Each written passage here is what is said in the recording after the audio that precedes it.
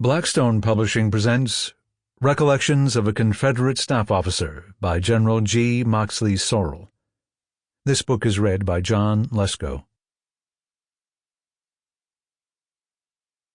To my wife, this volume is affectionately dedicated.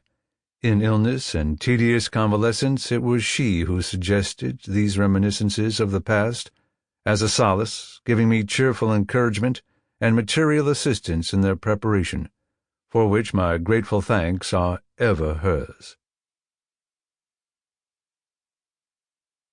Introduction by John W. Daniel, formerly Major and Assistant Adjutant General, Early's Division, 2nd Corps, A&V.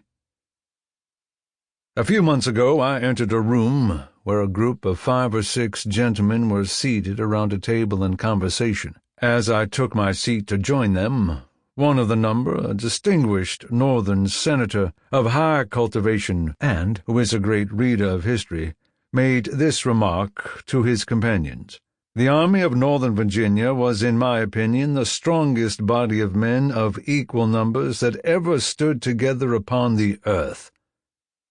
As an ex-Confederate soldier, I could not feel otherwise than pleased to hear such an observation from a gentleman of the North who was a student of military history.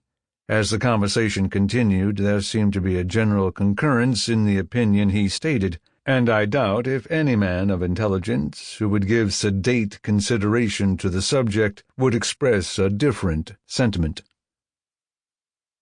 The Army of the Potomac, the valiant and powerful antagonist of the Army of Northern Virginia, was indeed of much larger numbers and better equipped and fed, but it would have nevertheless failed but for its high quality of soldiership, which are by none more respected than by its former foes.